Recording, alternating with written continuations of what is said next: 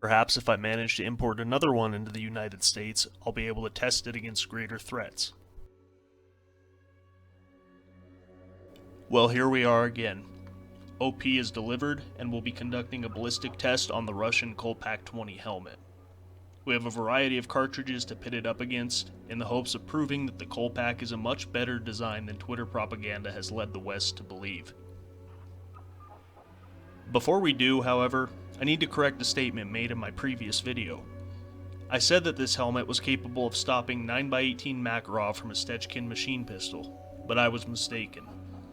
Russian tests show that in reality the Kolpak was demonstrated as stopping 9x21 from an SR-1 Vector, a considerably more powerful firearm.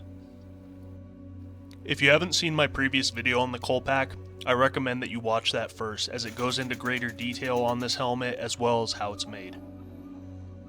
But to recap, the Kolpak is simply a World War II SSH-40 steel helmet that has been updated with a polyethylene internal liner. As well, I'd like to clear up one other misconception. As far as I can tell, Russian regular troops are not issued with the Kolpak. It is instead in service to augment militia units operating in direct support of the Russian invasion. It is not meant as a replacement for the Ratnik 6B47 helmet. Take what I say with a grain of salt though. Russia has been hemorrhaging equipment since the start of this war, and I can only make educated guesses based on what I've observed. With all that out of the way, let's get on to the test. The test will be conducted with the helmet attached to a styrofoam head as well as a weighted base plate. This is to ensure that the energy of impacting rounds is not lost as it would be if the helmet wasn't attached to anything at all. I took the helmet cover off because I wanted to preserve the graffiti that was applied during the war. The first test will be 230 grain 45 ACP.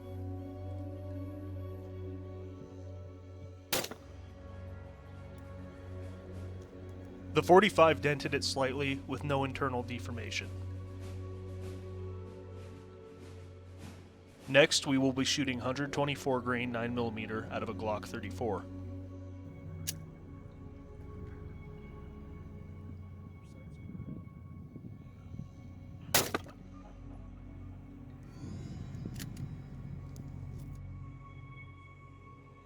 From the outside, the helmet looks pretty nasty. The steel has split and the 9mm round has been captured internally in the polyethylene. Despite the outward appearance, the backface deformation is minor, and I would go as far as to say that this would be a survivable headshot. Next we tried 357 jacketed hollow point.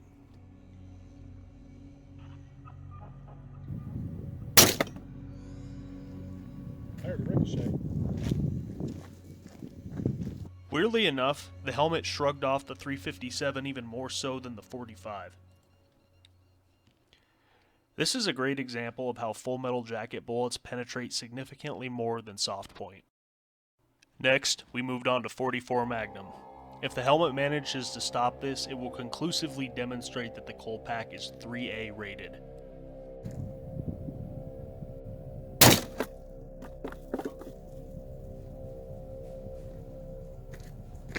That's a brutal impact. The steel has been penetrated, only for the bullet to be captured internally by the polyethylene.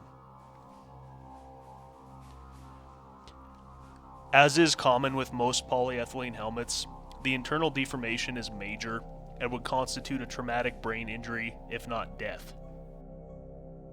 Lastly, we will test the Kolpak against the 7.62 Tokarev TT-33. This cartridge is notorious for penetrating 3A armor.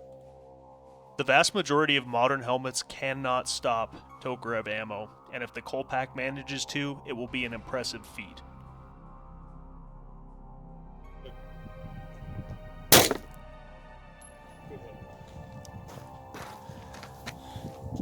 Of course, my stupid ass filmed it sideways, but we still got a hit and a nice entry wound. For posterity's sake, I shot it again with 7.62.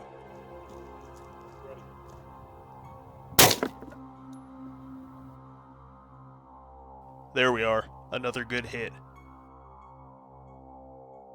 Incredibly, neither round of 7.62 Tokarev managed to penetrate the Kolpak. This is undoubtedly a good show of protection and makes a very positive case for this helmet. So what do I think of the Kolpak 20? Honestly, I think Russia made the right call by issuing this helmet. Like I stated in my last video, the Kolpak fits my head well, and the padding is very comfortable. Being that they use surplus shells as a base, these helmets are incredibly cheap to produce. That's not to say the helmet is perfect though, it does have its flaws. Every single Kolpak that I've come across has serious issues with rust, and it gives me concerns for the long-term durability of the helmet. The cheapness of the design is really noticeable to the end user of the helmet, but in true post-Soviet fashion, that's how it's meant to be. As far as protection goes, the Kolpak does a very good job. I think it's safe to say that if you're one of the peasant conscripts that's being issued a Mosin, having this helmet is the least of your worries. As always, I'd like to thank you for watching my video. If you enjoy this kind of content, please consider subscribing or even just dropping a comment. I don't monetize my videos, and everything you've seen here was paid for with my own money. I'd like to thank those in my local community for providing guns as well as ammo to make this test possible. Until next time, this is Fairfax.